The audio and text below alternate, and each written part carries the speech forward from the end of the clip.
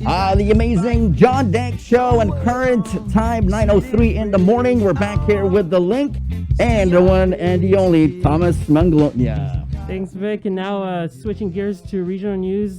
Joining us from the CNMI on Saipan is the Special Assistant for Military Affairs, Glenna Palacios. Glenna, good morning. Thanks for joining us. I think it's your first time on our show. Yes, Hapade Tiro, good morning. Thank you for the invitation. Thank you so much for your time. I wanted to just start because the Commonwealth Bureau of Military Affairs was created under Executive Order 2019-09 on July 6, 2019. And so it's a fairly new bureau, but this work has been ongoing. Can you set the stage for us as to the history and its formation? It's been 2 years out now, right, since you've been formed? Yes, absolutely. So as you indicated, it was established back in July 2019 by Governor Ralph Torres, and this is just part of the governor's efforts in increasing the CNMI government's response to DoD initiatives here in the CNMI. And just wanted to share your mission and vision. It says here, your vision is a strong and mutually beneficial collaboration between the CNMI and the U.S. Department of Defense that recognizes and preserves the cultural values of the people. And what we're referring to here is the citizen-centric report for fiscal year 2021 that was released. Can you give us a status update on some of the activities? I see that one of the headlines here in the report is the establishment of the CNMI's first Procurement Technical Assistance Center, CNMI PTAC. Can you elaborate on what that means for the Commonwealth? Okay, so the CNMI Procurement Technical Assistance Center is a grant program which is funded in part by the Defense Logistic Agency under DoD. So basically, I'm not sure if you're aware, Thomas, but we also have a Guam PTAC, and so Guam PTAC used to come over to the CNMI to service our business communities. And back in 2019, when the governor established this, I was actually in Guam, and I had the opportunity to meet up with Ms. Vera Tupasnia, who shared information about the Guam PTAC, for which I believe she was, one of the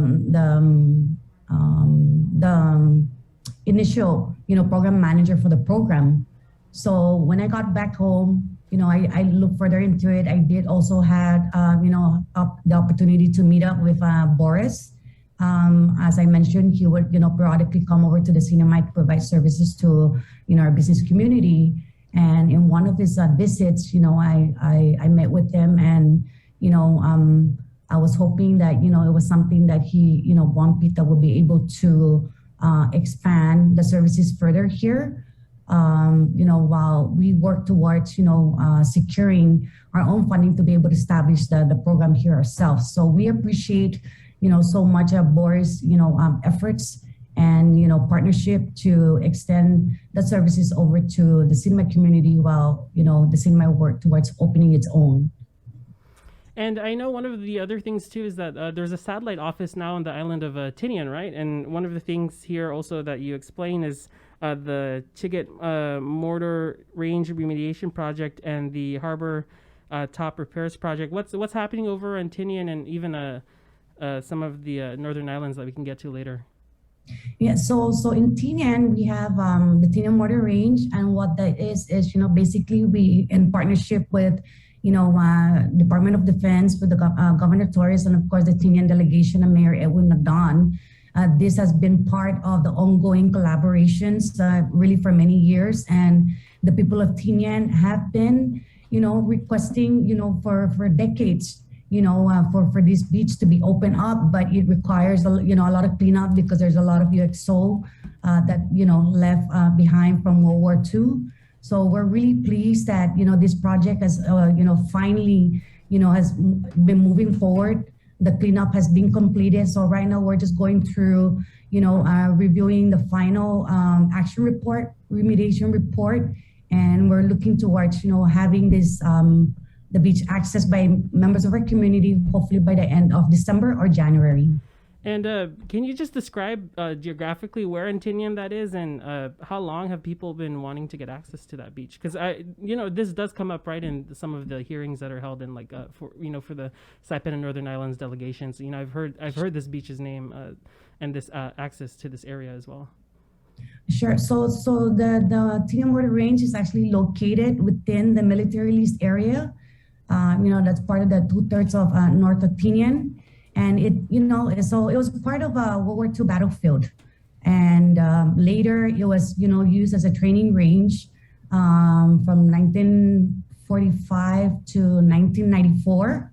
And, so it's been identified, as an environmental concern back in 1997. And, since then, the CNMI government and the Tinian municipality has been trying to get the Department of Defense to clean it up. And as I mentioned earlier, we're so happy that finally this initiative has moved forward. And so it's a really beautiful beach. I can send some photos to you, Thomas. Yes, but yes. right now it's not accessible to members of our public until such time that it's open. So we're really looking forward for it to be open. Hopefully, our target is in December. We're partnering up with BECQ and NAFAC-MAR, and we're just going through the final remediation report prior to submission to our leadership, to the governor and the mayor, and of course the Tinian delegation, and eventually it's going to go out for a public hearing. And so we're really looking forward for members of our Tinian community to begin accessing that beach. And what is how many families, I guess, are waiting to get access? Are there any? I've heard that some families also have particular. Is that also a thing that will be opened just in particular times of the day, or is it open to the public just whenever? No, it's going to be open to the public, and as always the case, whenever there is training happening on MLA, depending on which location of the MLA, they do close certain portion of areas depending on what kind of training is involved. But otherwise, MLA is really open to our community. And I did want to ask about some of the developments over in Pagan. I see here there was a 1-month field characterization survey, and also hearing a bit about the possible airstrip there. Are you able to provide any updates on that? Sure. So in terms of DoD, concerned that there is no development there right now. That is part of Pagan, is actually included in the proposed CGMT that the DoD unveiled back in 2015.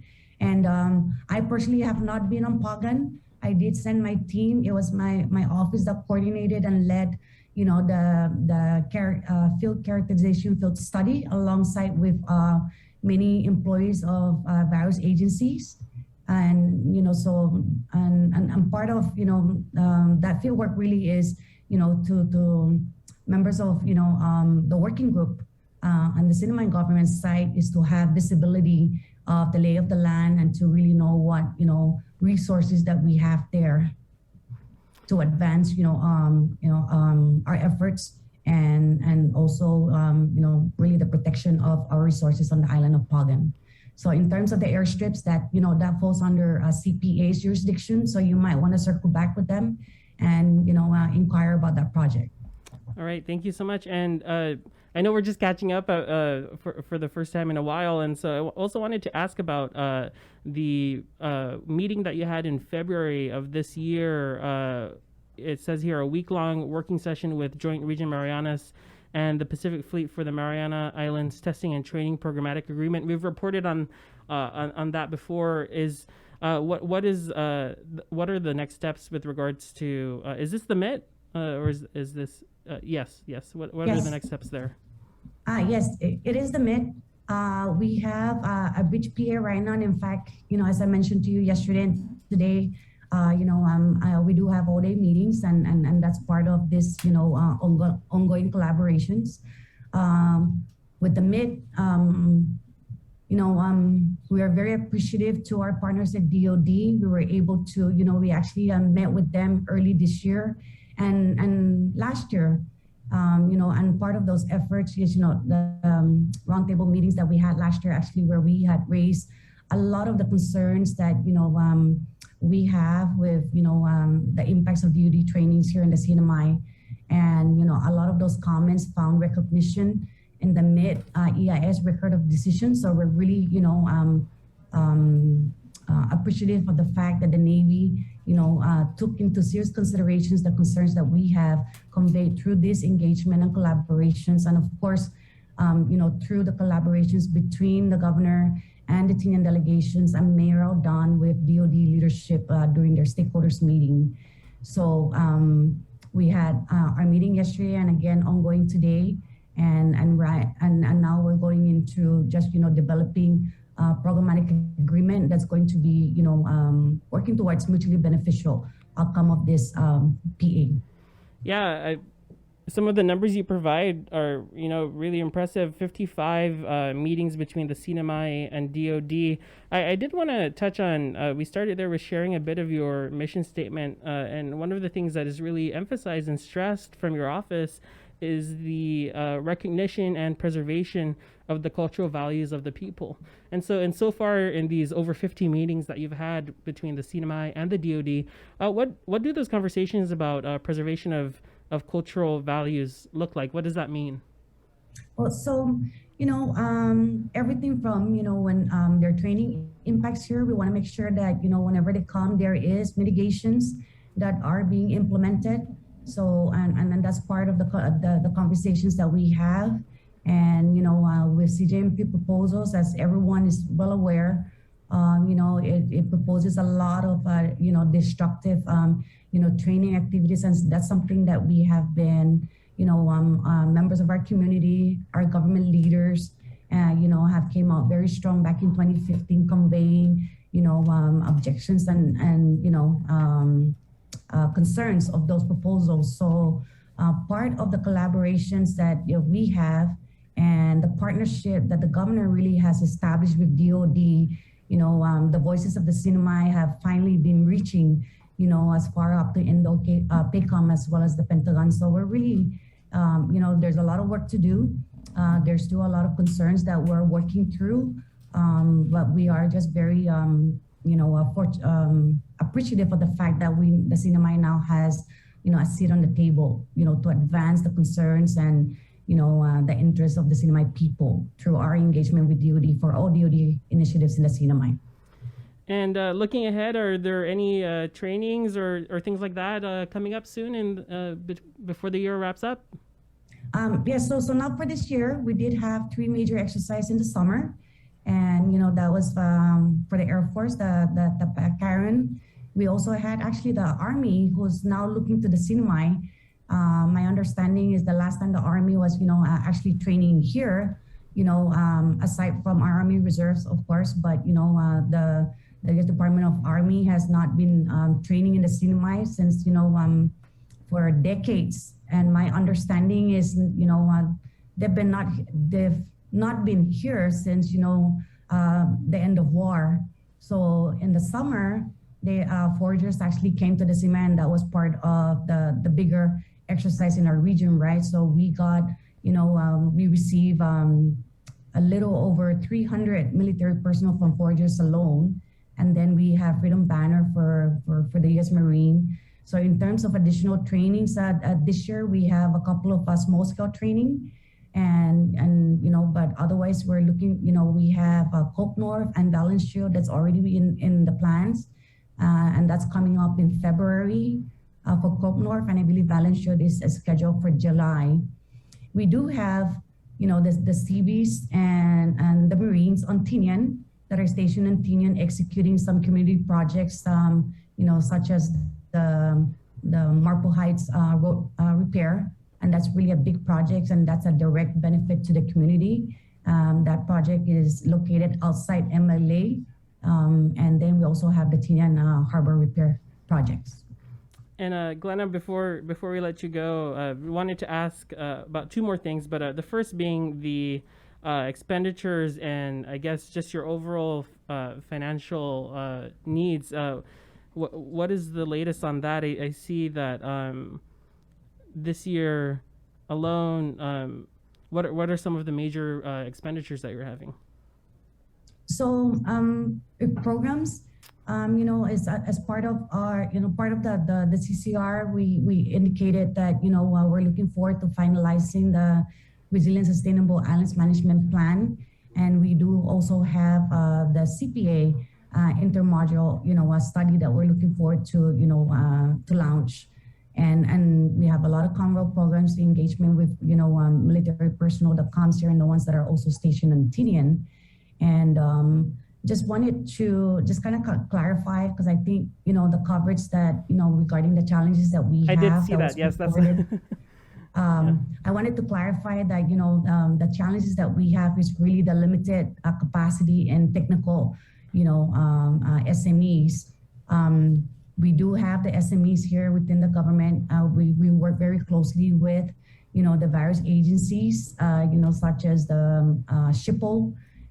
We also have our biologists over at DFW and, BECQ, Office of Planning and Development. But we're working towards increasing that capacity, because whenever we have engagement with DoD, we essentially take them away, from their primary duties and responsibilities. So one of the efforts that we're doing is to increase that, so that we can have dedicated individuals, employees within our CNMI government to be able to just focus on DoD matters.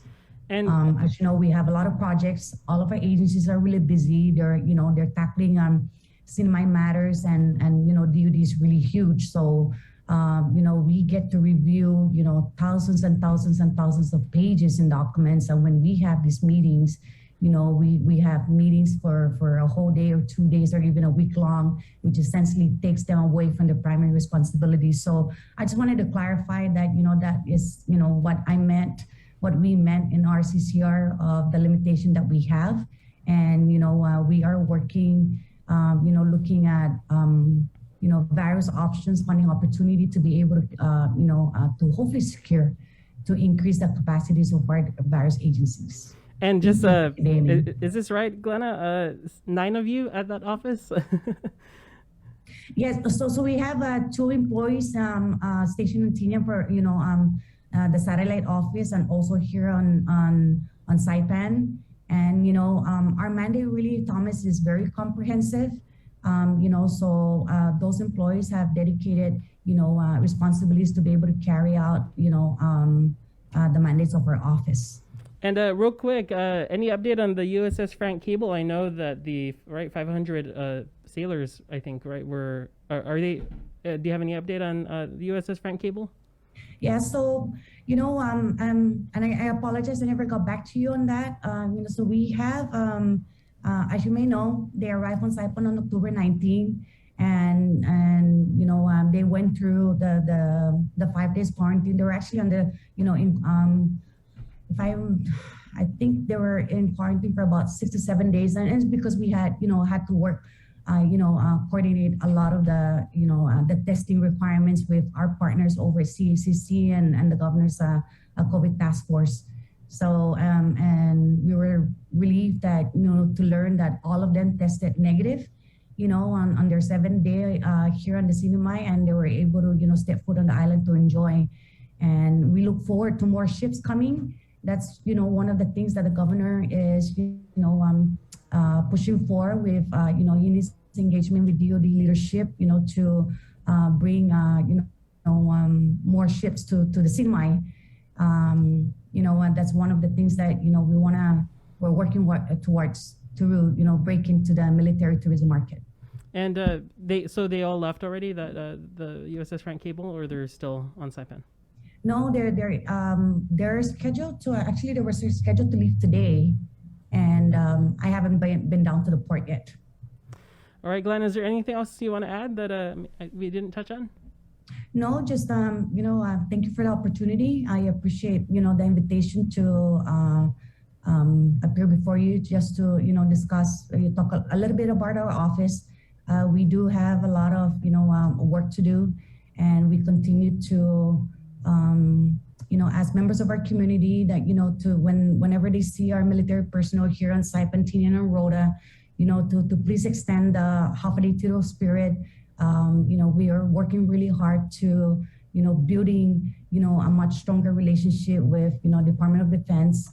It's been, military is not, new to the island of Tinian. They have been here for many years, training, and that's just part of our relationship with the United States government.